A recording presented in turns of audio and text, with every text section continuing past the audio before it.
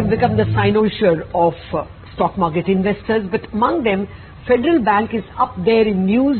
They gathered nearly 4,000 crores in terms of a QIP issue, and CNBC-TV18 broke the news that they were oversubscribed by several times, by the 5-6 times, in terms of investors queuing up for the share. As well, a new interesting NRE account for women.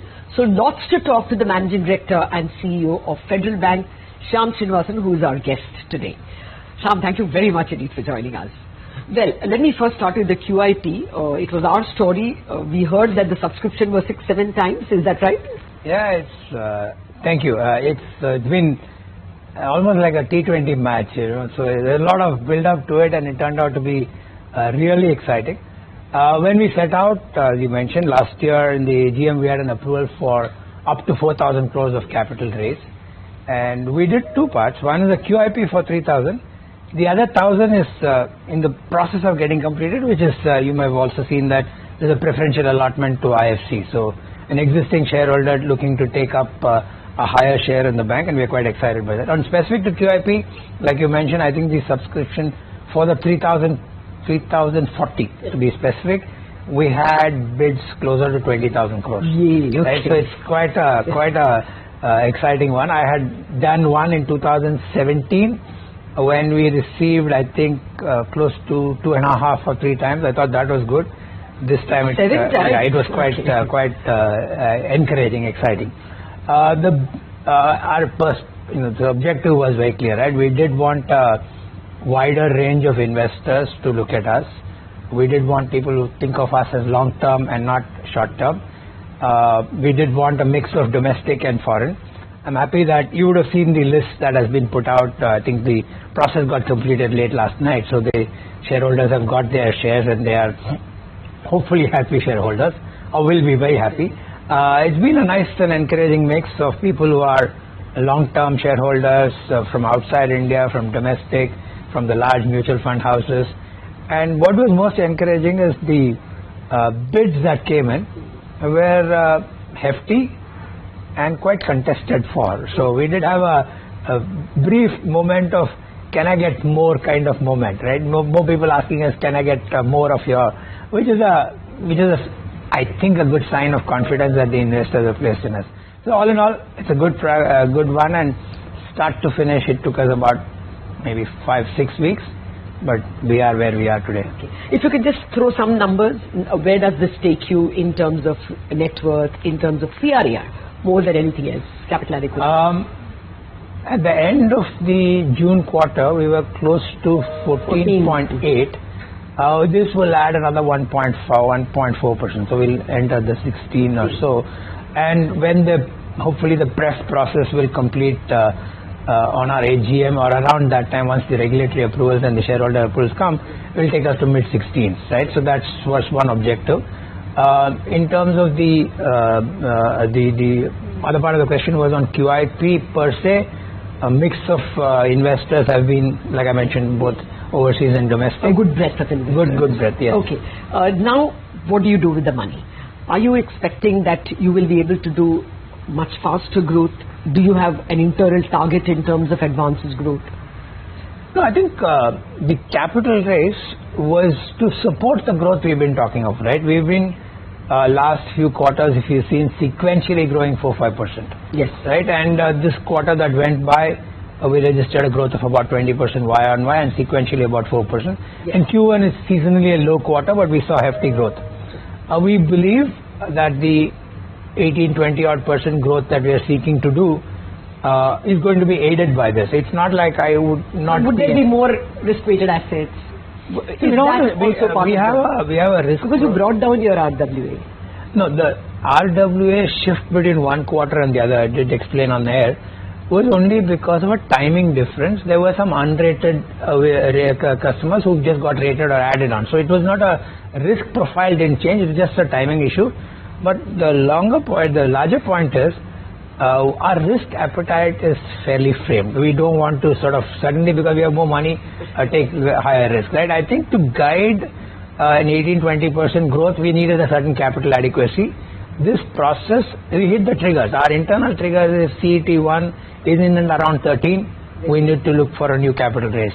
So over the last 10-11 years, if you've seen Federal Bank, which you have, we've been quite stingy about raising money. We've done one QIP in 2017 and one pref in 2021. These are the only two. Happily, this time we did both on the same day, and for that 4,000 crore amount. And this is only to enable the 18-20 odd % growth that we are visualizing over the next 3 to 4 years. Our belief is this should keep us going for the next maybe 3.5-4 years if we grow at 18% and put back the profits that we will hopefully keep making. And last year was good. If that momentum continues, we should see capital showed up. That was going to be my next question. So when do you expect to need capital again? Certainly not for 3-4 years, you're saying. Okay, where do you see growth?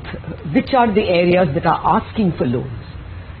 I think our approach has been retail, wholesale, sort of weighted 55-45, retail 55, wholesale 45. We don't want to stray away from that. Within that, there are growth pockets. If you take our retail book, it's largely a secured book. We have a very small unsecured. When I say unsecured, credit cards, personal loans, and to some extent businesses like microfinance, gold, commercial vehicles. These are businesses that we have just about started. So if you take the last 18 months, these have grown at high double digit. High means like 40-50% growth. But they're growing off a very small base.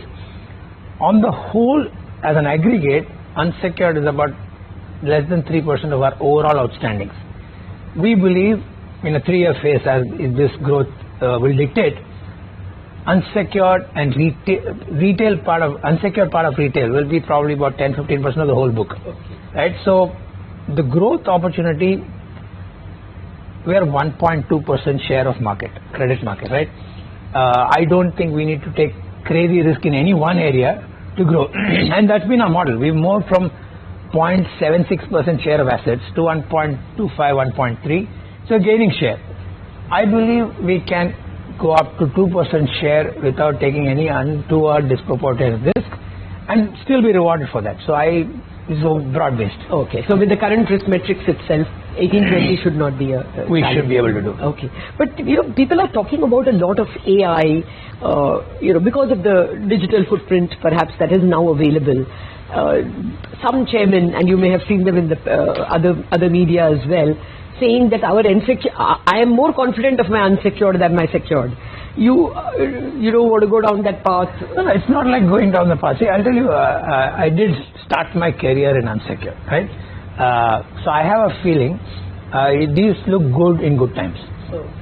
Right? So you can't get too carried away. But the issue in unsecured is not lending. The issue in unsecured is collecting. Right? So if you don't have the collection infrastructure, because per ticket is few lakhs or few thousands, you can't put an army to collect that. So you have to use technology, you have to use science, you have to use data, you have to have smarts to ensure that you're collecting. And that is an institutional capability that doesn't get built overnight. Right? So you can't buy that capability off the shelf. So I do think organizations that are stepping up on unsecured are ones who have established that capability for many years. A relatively late entrant needs to be quite thoughtful about how much of your book has to be unsecured and how fast you want to grow in unsecured.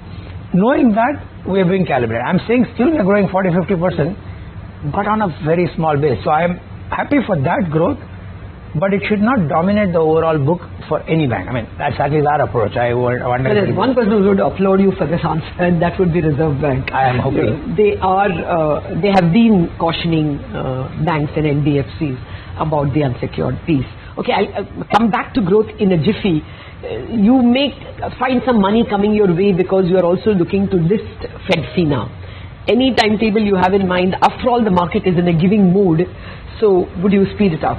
No, I'll tell you on FedFina, we have 74% and our partner True North has 26%. The company is doing well and growing. Right? They need capital for their growth. So the capital issuance, which is likely to happen in the foreseeable future, is to raise money for the company to run. The OFS part, which either us or our partner does, is more a demand of the partner. They may have, their fund may have 6-year horizon, so they may have a higher exit plan. In our case, But you are doing an OFS, I thought. A smaller component. Okay. So the component that we get as an OFS is very minimal. So it's not we still at this juncture are a large investor. We think our investment there is something for the long run. So there is no monetizing plan on that. It's the company is doing well. We want that to grow, and over passage of time we'll see. At this point in time, do not may do a higher part of that, but beyond that, the company should. So I should not mix it up with fundraising. No. Okay. Now to come back to the main bank, the other talking point for all banks is going to be net interest margins. We know that one big bank is taken on a huge asset in the form of HDFC. Though when we spoke to HDFC, they said we have not raised our deposit rates. Nevertheless, there is a competition for deposits. So do you think for the system and for yourself, margins now have peaked? I think last quarter and Q1 of FY24 and Q4 of FY23 were our quarters where we saw the margin contraction happen, and we had guided for that. In Q1 post results, we have said we have a line of sight, all things being equal, our margin expansion from here on will start, only because the way we have structured our book and our ALM and our repricing and our transference of rate increase or decrease to the client has a different model. So we believe in FY24 here on, all things being equal, no rate increase or no rate decrease, we believe our margin expansion, which we've been guiding for, a 5-7 basis points improvement from where we are, is very likely, and that's our conviction, because of book structure allows us to do that. Okay, can you elaborate a little more? Is it that you don't have you have a lot of EBLR loans which will start getting priced higher? I mean, why are you so confident that you'll be able to spend much? We do all our rate transmission T+1, right? So we do technically ours maybe 1 quarter or 90 days After ahead RBI. of the other. Okay. If bank A or B or C, they may pass their rate increase or decrease T+90 or T+ whatever the cycle is. Ours is T+1. To that extent, the rate transference is immediate from us, both on the asset, and we have a savings which is linked to repo. Okay. Right? So the rate transference on both instances are happening, and as we plot out our term book, we see the incremental rate of growth of deposits and what price points that incremental deposit is coming in. How have we priced our 1-year term? Large part of term book is always 1 year. We believe our margin expansion is expansion in the sense the contraction that happened, a part of it will get released. It's not like above the peak rate. It's just it comes back. The second point on the term is that, as you said, the big bank has not.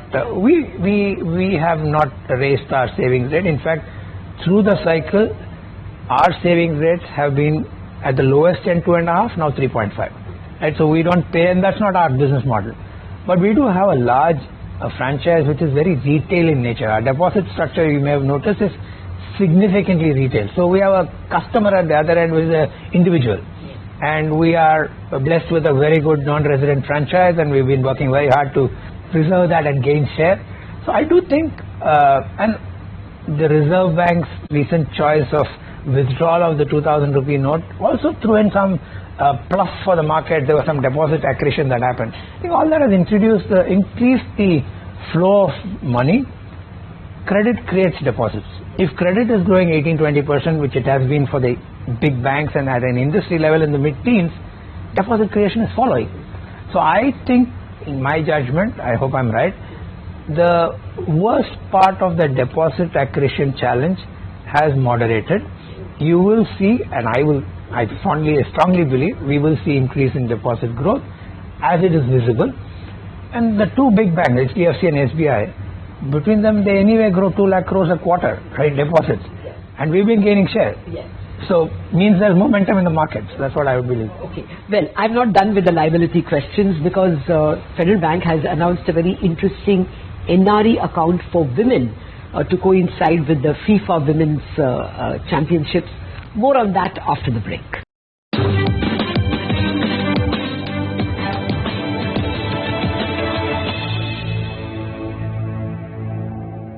Welcome back to this very special chat with the Federal Bank Managing Director and CEO, Shyam Srinivasan. Shyam, thank you for your patience. So, we just got the press release that you'll have announced a very interesting NRE product for women. Now, why would a savings account for women be different? And what are you planning to net with this product? No, I tell you, I also believe that gender, you don't have to, discriminate on products. But here it's a positive discrimination. It is not, it is just to meet that segment requirement. Gender is incidental, right? We have a fairly large a program that we started 10 years back called Mahila Mitra, targeted women customers, domestic or non-resident. And there is an element in the non-resident which is important and interesting insight. At some point in time, many of our non-resident customers were male living in the UAE, Middle East. Okay. Their family members in India were the recipients of the remittances, and they needed some privileges for that to be not just consumed but also kept as bank products and bank. So we thought to address that audience, if the family member is male and outside and the spouse is living in India, invariably the spouse is taking care of the children, the elders in the family, most of the India requirements are met. So they needed a more bespoke solution for their requirements for India use, right? That gave us an opportunity to say, with the advancement in profile of non-residents, and we've also thankfully increased our dispersion across the UAE and the Middle East largely, where we've got more high net worth customers coming in who have now started demanding, saying, we need the same privileges as my spouse is getting in the airports or whatever. So it's one led to the other. So it's not like born yesterday. It had a life. It's evolved. So the NRE Eve product, which is NRE Plus, E Plus, is just on the day of FIFA launch. We did it, just coincident, topical. It's quite exciting. We had a client on the event when she spoke. I should have made her the product manager. Oh. She made such a compelling speech that she spoke about features that even I didn't know that the product had. Right? She was, I think she's the owner of a small business there. So the product is bespoke. It's tailored for the premium needs. It has offers which are linked to what typically women want to use. But I think the thing that caught most people's attention is the offer to go to lounges across the world. Okay. Right? So I guess these are the relatively well-heeled to travel more often. So I think, And these are very attractive. Those of us who, of course, even rarely go abroad, the fact that it gives you a lounge access is a big attraction. And I would only say domestic lounges are no longer attractive. It's international lounges, because domestic lounges are crowded. Because so everyone has entry. So there is an attraction in these foreign lounges. But Shyam, to come back to the card issue, this is very incidental. The Reserve Bank has put out a draft for discussion with the bank managing director or bank management that credit cards should not have exclusive arrangements. Like, I mean, you can't be only giving Visa or only giving Master or whatever. I don't think anyone is giving exclusive RuPay. But do you think that this is something which banks can be disadvantaged because you may have a very attractive tie-up with Visa or Master? It can. I think in the long run it is normalized. See, these things have only point-in-time impact because some banks may have been very advanced in their relationship with one franchise and may have embedded relationships, contracts. But I do think, I don't know, but 2 years, 2 years, these things will normalize because everybody has to, once a rule is set, everybody has to step in. Everybody. There's not much you can argue again. You can, in the draft stage, we can present. But if it becomes a rule, it becomes a rule. So I would think it will get normalized. Yeah, and since it is a handicap, if it is a handicap for everyone, it doesn't change the... And in the new world, I think none of the franchises may like it because the branding behind is less and less relevant because features are getting commonplace, right? I think client experience is going to trump everybody over everything else. The brands, in my view, are going to be built by client experience and not your brand will be representing everything. So it's going to be a very lifestyle may have a pull. Like you say, using an airport lounge in Dubai or in London. Maybe. But if that feature gets replicated by everybody else, then it is not that. That's why we chose the line. Digital at the fore, human at the core.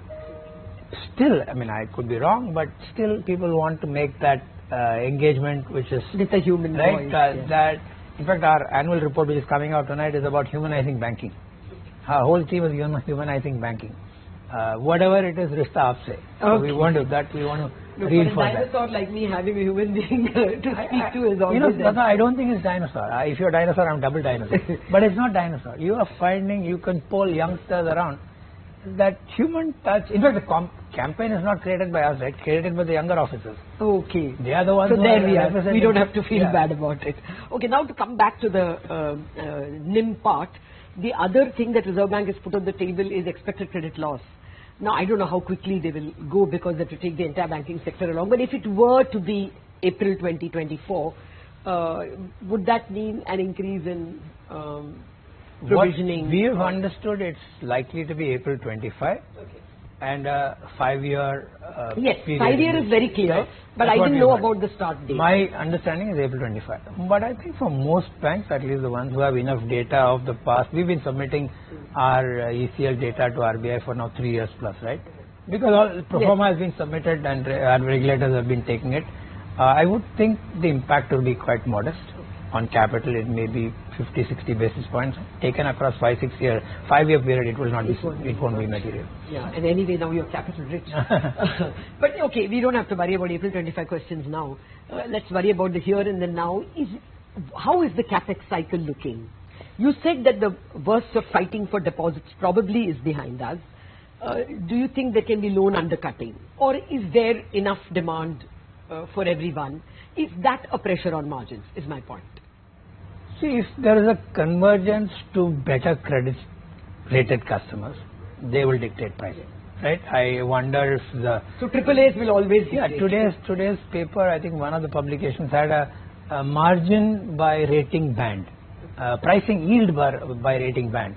So it's evident that AAA is around 7.5 to 8.5. AA is 8.5 to 9.5. So that I think is now pretty much that within the 7.5, 8.5 depends on relationship pricing. The client may yield because customer is also aware of all the progresses in the market, right? They have alternate instruments.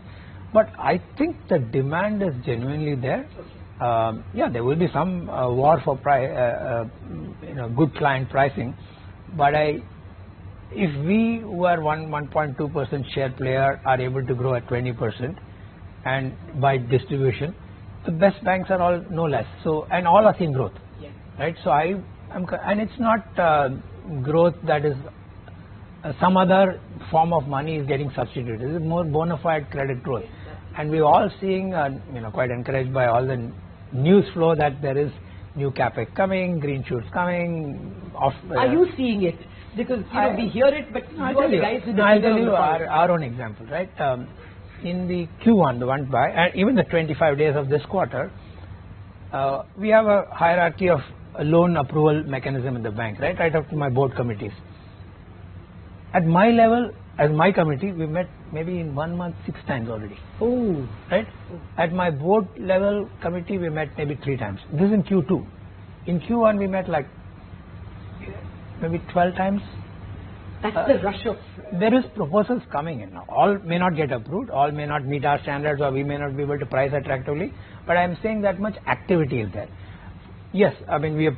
How does this compare with a normal much a year ago? Much higher. I mean, last year was good. Last year was good. The previous year, I mean, it was like just out of COVID. So we were just beginning to see that traction. FY23 was the year when we saw maximum action. I am seeing that repeat in FY24, which is what gives us the confidence that there is momentum in the market. Okay. This is unimpeachable proof of the India growth story. Absolutely. In fact, that was my message to our shareholders. The India growth story looks quite promising. You are speaking to shareholders, so that's a great story on which we can wind up this conversation. Thank you very much, Shyam Srinivasan, for spending time with us. The story from one of the biggest bankers in the country, the India growth story, is real and ticking. On that note, thank you very much for watching. More news and updates for